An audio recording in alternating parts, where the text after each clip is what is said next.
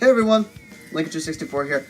Before I get into the main video, I just wanted to point out a channel that I personally really like and has reached out to me a number of times, Keith's Gaming Den. He talks about not just Nintendo things, but Xbox and PlayStation as well.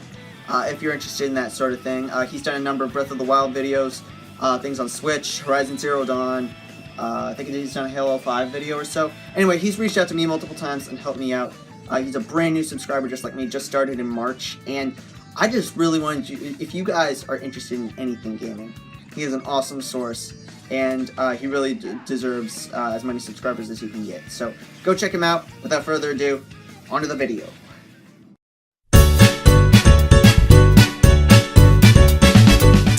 Well, I recorded myself and my entire reaction to the entire Nintendo Direct presentation that happened this past Wednesday. And I also recorded the screen that I was watching it on, but like an idiot, I didn't have the right settings on, and the frame rate was extremely low, so yeah. Anyway, overall, it was an interesting Direct. I mean, they didn't really talk about too much. I just want to give a few of my thoughts on the general sort of stuff that Nintendo did talk about in this Direct, and yeah. So I mean, ARMS seems pretty cool. They didn't seem to talk too much about ARMS. The new character, Min Min. I mean, she seems neat. I don't know. I mean, ARMS is, you know, new IP. We don't know enough about it, so getting excited over a new character isn't exactly, I don't know. You can't really get excited over a new character, I suppose. The Splatoon 2 stuff seems pretty nice. The Salmon Run, I mean, I'm all for that. It seems like it's going to be an online campaign mode, basically, where you can play with 4 other people, and I mean, it seems neat. It seems like more of a cooperative thing, where you're the only real people that you're playing with, you're actually playing with and not against. So, seems like a cool mode. So they did talk a little bit about Mario Kart 8 Deluxe as well. I mean, nothing that we didn't already know. They went over it just like a minute or two. It was just, you know, new battle mode, all the same tracks that we had before, a couple new characters. This is kind of shaping up to just be a port. I mean, it is a port. It's just Mario Kart 8 Deluxe. But I wish there was some sort of like system where if you own the Wii U version, then you get like $30 off or something. But hey, what are you gonna do? I'm getting the game anyway because I want to play it with me with other people out in public, and everybody loves Mario Kart. So, I mean, who won't want to play that? Ultra Street Fighter 2 seems pretty neat. I've never played a Street Fighter game before, but this will be a fantastic time, I think, to start getting into it and stuff. Yeah, not much else to say about it. Minecraft. I was a little bit weirded out by how much time they spent on this. Like, they literally just went over every single thing that the Wii U game had. The Wii U version of Minecraft had. You have the Mario Mashup Pack, Survival Creative. It's like, okay, you don't need to explain Minecraft to me. It's literally an exact port of the Wii U game. So, I mean, Minecraft's fun. I'll enjoy playing that out in public. That seems to be kind of like the recurring theme here. It's like, you remember all these games that you could play at home before? Well, now you can play at home and out in public. And it's like, well, that is really cool, admittedly, but I don't know, it seems to be getting kind of old. Sonic! So, Sonic Forces and Sonic Mania are both coming to Switch. We all knew that, and I think, I don't know, I think it actually showed, I'm not super sure, but I think it may have shown, like, original, footage of Sonic Forces. I'm not super sure. It seems pretty neat. With Sonic, it always seems to be kind of a hit or miss sort of situation. Sonic always used to hit it out of the ballpark back in like the late 90s and stuff, but ever since like games like Sonic 06 and stuff, he's kind of gone downhill. Like I personally enjoyed Sonic Unleashed, and I heard that things like Sonic Generations and stuff are a lot of fun. Okay, so let me just say, Sonic Mania, I'm fairly certain is going to be pretty good. Everyone who's played that has said it's going to be really good. Sonic Forces, again, we don't know too much about it yet, but from what I can tell, it basically seems to be a Sonic Generations 2. Like, come on. Classic Sonic, modern Sonic in one. It's Sonic Generations 2. Come on, Sega. Just call it Sonic Generations 2. I mean, I'm all for that. I've heard that Sonic Generations is pretty good, but yeah. So I'm looking at my notes here. There was also a bunch of stuff on there that, like, not shovelware, but a lot of indie games that I just didn't really recognize. I'll just kind of go through them here. Project Mikuru, Disgaea 5 complete. I can't even pronounce them, for crying out loud. Neo Geo Masterpieces. I've seen the Neo Geo games coming out. I haven't really touched them on the Switch yet. Puyo Puyo Tetris.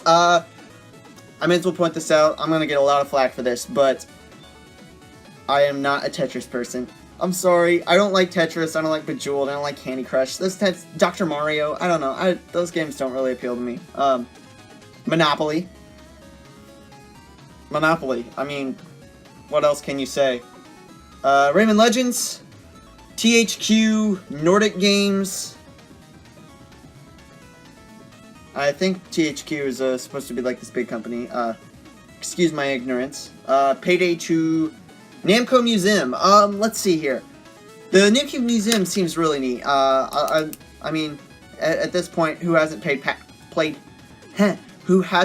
Pac-Man at least a billion times? But you know, you're getting Pac-Man, you're getting Mappy, Galaga, you know, classic games. But and also they introduced this sort of thing where you get to turn the Switch on like a vertical mode or something, and play it like an arcade cabinet. I mean, that seems pretty cool to me. In addition, we also got a few announcements for additional hardware for the Switch. Yellow Joy-Cons. I mean, yeah, we kind of all expected this, where, you know, you'd start, we all expected that Nintendo would start releasing more colored Joy-Con. They started with the blue and red ones, obviously, and, you know, we kind of all saw it coming where they released more themed ones. I'm holding out hope that eventually they'll release like Mario and Luigi themed ones, or ones with like Zelda decals on it. Not decals, but just, you know, printed on it in actual paint. That'd be nice.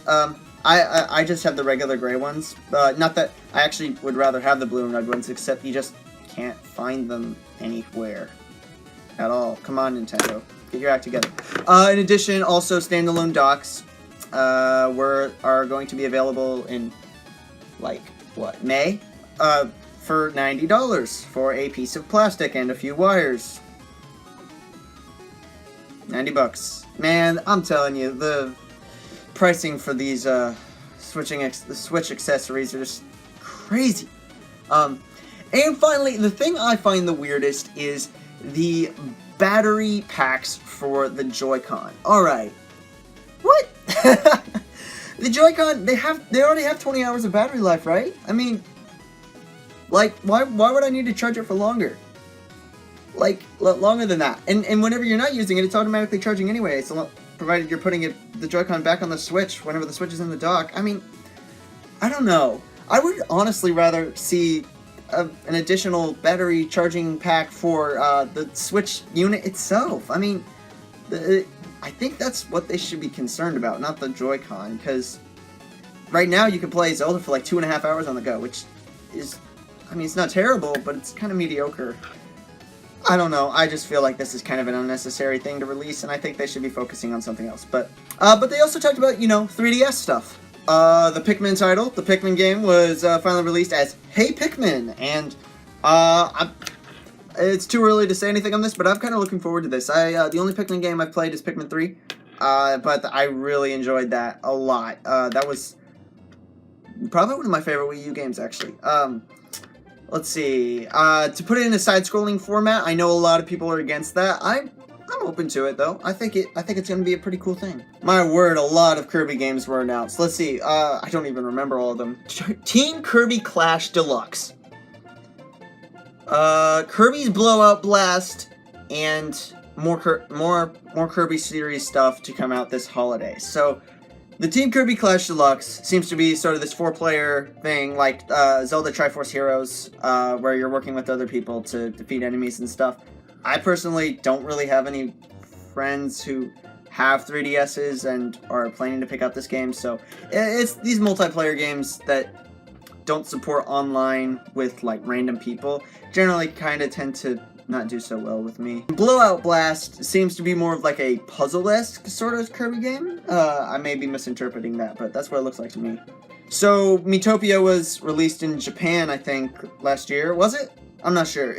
I think it was released in Japan, but it basically seems like a Tomodachi Life sort of thing, except with maybe a few more JRPG sort of mechanics and stuff. So, you know, Tomodachi Life was already hokey on its own, and I never played it, but I might be interested in picking this up. See, you got other things like Ever Oasis, Fire Emblem Echoes, Shadows of Valencia, Bye Bye Box Boy, Monster Hunter, Yokai.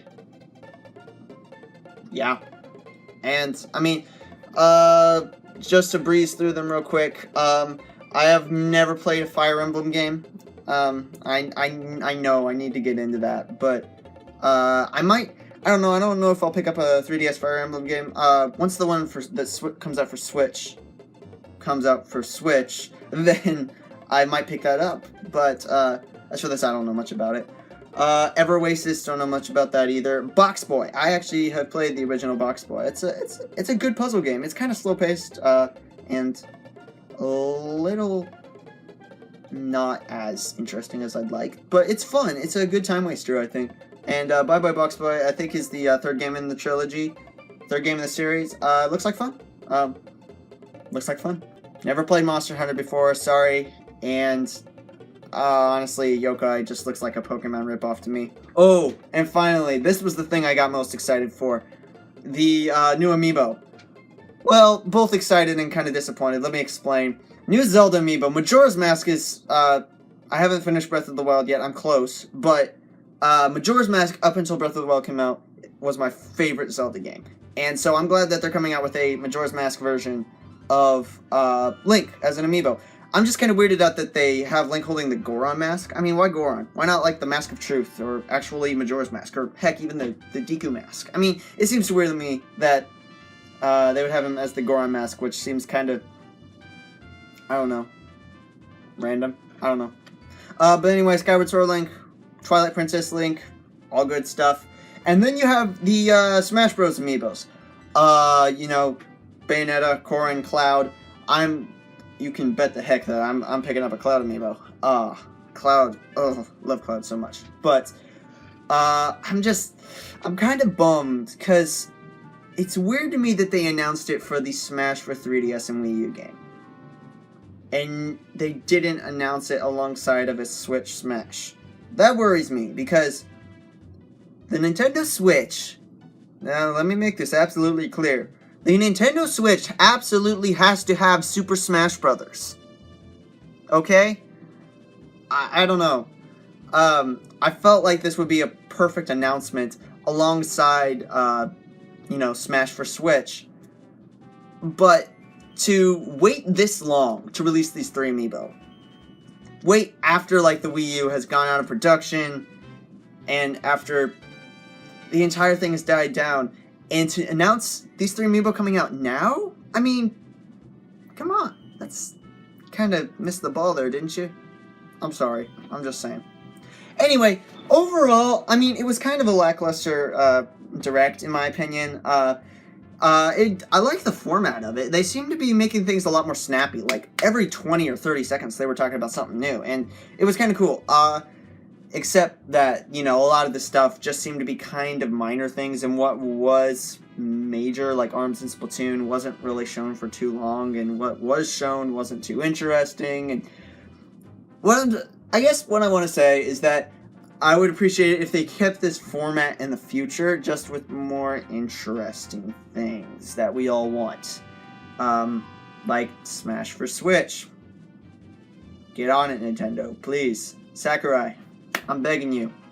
Please. Anyways, guys, I'll see you in the next one. Hey! Thanks for watching my video. I really appreciate it. As always, I must ask, why would you do this to yourself? You should be watching some other analysis of the Nintendo Direct, but you watched me and you don't even know how much I appreciate it. While you're here, would you consider subscribing? You can check out my latest video right down here, and you can subscribe to my channel up here. And, you know, while you're still here, go on down, like, comment, subscribe, share with your friends, all that good stuff. I don't even know how much I appreciate it. Anyways, guys, I'll see you in the next one.